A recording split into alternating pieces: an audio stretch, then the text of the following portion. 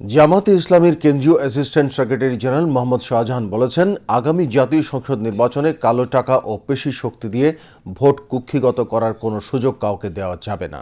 তিনি আজ চট্টগ্রামে বাংলাদেশ শ্রমিক কল্যাণ ফেডারেশন চট্টগ্রাম মহানগরী আয়োজিত জাতীয় নির্বাচন শ্রমিক নেতৃবৃন্দের করণীয় শীর্ষক কর্মশালায় একথা বলেন।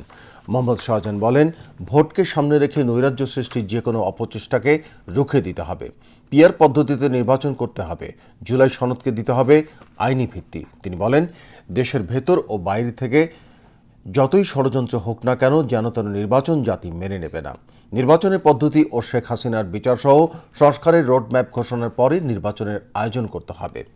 চট্টগ্রাম মহানগরী শ্রমিক কল্যাণ ফেডারেশনের সভাপতি এস.এম. লুৎফুর রহমানের সভাপতিত্বে ও সাধারণ সম্পাদক আবু তালিব চৌধুরীর সঞ্চালনায় অন্যান্যের মধ্যে মহানগর জামাতের ভারপ্রাপ্ত আমির নজরুল ইসলাম, প্রফেসর রফিকুজ্জামান রুমান, মহানগরের জামাতের সাংগঠনিক সম্পাদক অধ্যক্ষ শামসুজ্জামান হিলালী সহ দলীয় নেতৃবৃন্দ বক্তব্য রাখেন।